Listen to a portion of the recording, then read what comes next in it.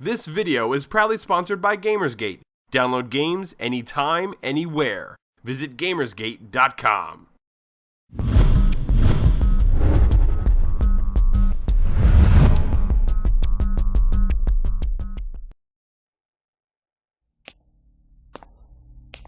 Okay, you know how this story starts. In the beginning, there wasn't shit. Literally, nothing but void and darkness. And that's how the darkness liked it. It wasn't until God decreed, turn on the lights, that things got nasty. It started out small. A planet here, a sun there. You know, next thing you know, there were humans and cows and then stuff running all over the place. Needless to say, the darkness was pissed. From then till now, the darkness tore its way through the world, inhabiting one human host after another, each thinking that they were its master. But you can't own the darkness. The darkness owns you. Back in 2007, developer Starbreeze Studios released The Darkness, a first-person shooter based on the comic book of the same name. While the storytelling was applauded for being unique and effective, the game was plagued by mediocre gameplay and horrid level design. How does The Darkness 2, now developed by Digital Extremes, fare in comparison?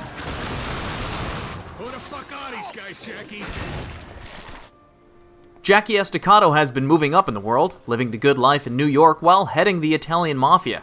Since the events of the first game, Jackie has managed to bury the demonic darkness deep within him, maintaining control of the savage beast. This all changes when Jackie's favorite restaurant is attacked. After a failed rescue attempt by his partner in crime, Vinny, Jackie is forced to let the darkness out in order to survive. From there begins his quest to bring those responsible to justice, and to ultimately save his true love Jenny from the fiery pits of hell itself.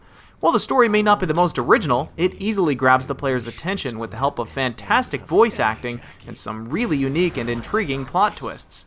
Sometimes I can't tell the difference between a fruit and a vegetable. Unlike the first game, The Darkness 2 is a more linear experience. From the get-go, you'll be propelled through the storyline by way of shooting galleries, claustrophobic hallways, and the odd fork in the road. With the exception of a bland warehouse level, all the levels feel unique and atmospheric. In light of this, the game never actually feels particularly linear, and you never stay in one area long enough to get sick of it. The art design has seen a major change since the original. The Darkness 2 has a stylized, cel-shaded look similar to Borderlands. It looks great and works surprisingly well in conjunction with the excessive violence. We played the game on PC where there was one very serious problem, the field of view. On PC, the field of view is restricted so much that it can induce motion sickness for some players, and on a more general level, it just feels uncomfortable. Luckily, Digital Extremes has promised a patch that will remedy the issue. The core gameplay mechanics of the last game remain intact, but all have seen significant upgrades. Being host of the Darkness comes with a lot of perks, the most obvious of which being your two demonic serpents looming over each shoulder. You can grab objects from the environment to use as shields or projectile weapons, grab enemies for grotesque executions, or simply dismember your enemies one limb at a time. The game's talent tree gives you access to unique powers tied to independent cooldowns. You can infuse your weaponry with the Darkness Essence, lending extra damage and infinite ammo, send out a swarm of insects to weaken reinforced enemies, or spawn a black hole to obliterate your enemies. Of course, The Darkness 2 is at its heart a shooter, and shooters need guns. There is a wide variety to choose from, many different types of pistols, rifles, shotguns, and submachine guns. Each gun feels unique and powerful in its own way, packaged with that special feeling of weight and kick first-person shooter fans have come to know and love. The targets of all these destructive implements, unfortunately, are not as varied. Enemy types are only mildly different, with the exception of very few well-designed mini-bosses, and even those are visually identical to each other. The Darkness 2 also includes a 4-player cooperative campaign dubbed Vendetta. In Vendetta, you can choose from 4 different Darkness-enhanced characters, each with their own Darkness power and special weapon. 4 roles are different enough to warrant a playthrough of the co-op campaign with each, but once that's done, there's very little appeal in revisiting it. Unlike in the single player where the voice acting is superb, the acting in the co-op campaign can be cringeworthy at times. You're one cheeky little bastard!